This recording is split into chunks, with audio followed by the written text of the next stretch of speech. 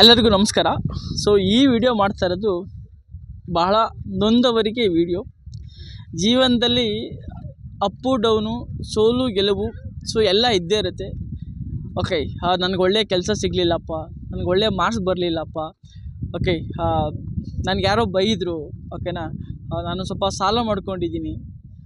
So ಈ ಥರ ಮನಸ್ಥಿತಿ ಉಳ್ಳವರು ಈ ಜೀವನನೇ ಬೇಡ, ಹೆಣ್ಣು ಮಾಡ್ಕೊಬಿಡೋಣ ಅಂತ ಅನ್ನಿಸ್ತಾ ಇರ್ತಾರೆ.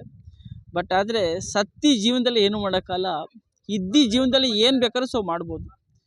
ಏನು ಬೇಕಾದ್ರೂ ಮಾಡಬೇಕಂದ್ರೆ ನೀವು ಬದುಕಬೇಕಾಗತ್ತೆ. ಓಕೆನಾ, ಜೀವನ ಒಂದು ಹೋರಾಟ.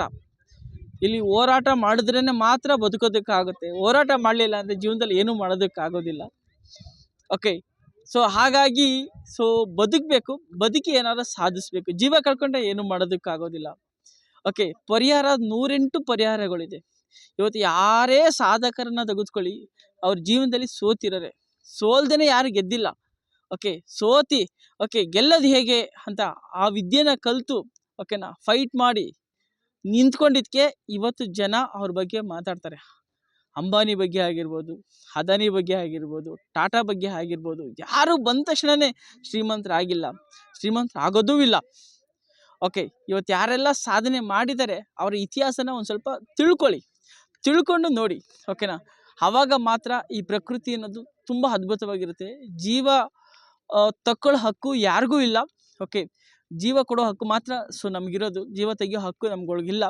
ಬಟ್ ಆದರೆ ಸಣ್ಣ ಸಣ್ಣ ಸಮಸ್ಯೆಗಳಿಗೆ ಯಾರೋ ಬೈದ ಅಂತನೋ, ಹೆಂಡ್ತಿ ಬಿಟ್ಟು ಹೊಂಟೋದ್ಲು ಅಂತನೋ, ಓಕೆ ನನಗೆ ಯಾರ ಜಾಬಲ್ಲಿ ಕೆಲಸ ಬಾಸ್ ಬೈದ ಅಂತನೋ, ಇವೆಲ್ಲ ಆಗೋದೆಲ್ಲ ಒಳ್ಳೇದಕ್ಕೆ. ಓಕೆ, ಸೊ ಅದಕ್ಕೆ ಫಾರ್ ಎಕ್ಸಾಂಪಲ್ ಅಂದರೆ ಸೊ ನಾನು ಮುಂಚೆ ಕೆಲ್ಸಕ್ಕೆ ಹೋಗ್ತಿದ್ದೆ. ಓಕೆ, ನನಗೆ ಲೇಟಾಗಿ ಬರ್ತೀಯಪ್ಪ ನೀನು, ಓಕೆ ನೀನು ಕೆಲ್ಸಕ್ಕೆ ಬರಬೇಡ ಅಂದರು. ಸೊ ಖುಷಿ ಆಯಿತು, ಬರಬೇಡದು ಬೇಡವಾ, ಬಂದಿಲ್ಲ, ಬಿಟ್ಟೆ. ಓಕೆ, ಸೊ ಈ ಥರ ಕೆಲಸ ಮಾಡ್ತಾ ಹೋದೆ. ಸೊ ಎಲೆಕ್ಟ್ರಿಕಲ್ ಕೆಲಸ ಮಾಡಿದೆ. ಓಕೆ, ಕೆಲಸ ಮಾಡ್ತಿದ್ದೆ. ಸೊ ನನಗೆ ಸ್ಮಾಲ್ ಬಿದ್ದು ಕೈ ಏಟಾಯಿತು.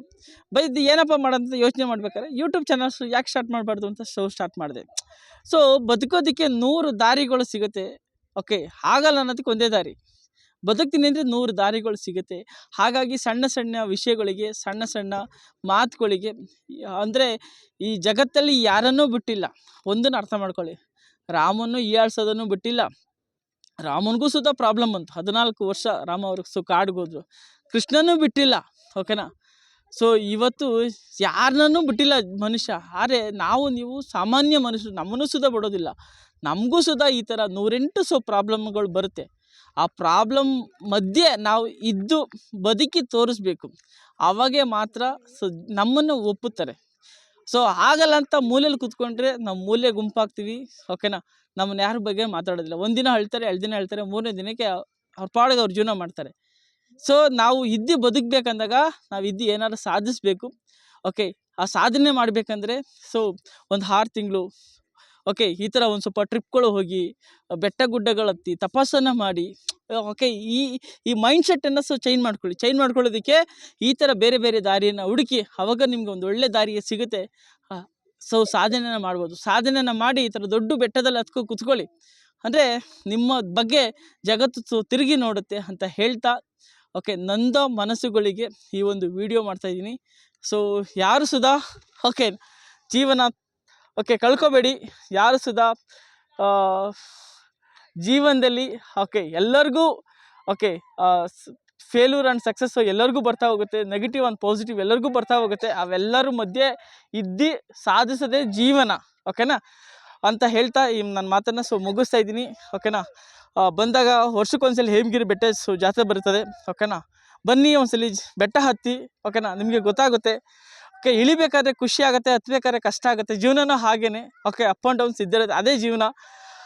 ಇಷ್ಟನ್ನು ಹೇಳ್ತಾ ನನ್ನ ಮಾತನ್ನು ಮುಗಿಸ್ತಾ ಇದ್ದೀನಿ. ಎಲ್ಲರಿಗೂ ಒಳ್ಳೆಯದಾಗಲಿ. ಜೈ ಹಿಂದ್, ಜೈ ಕರ್ನಾಟಕ ಮಾತೆ.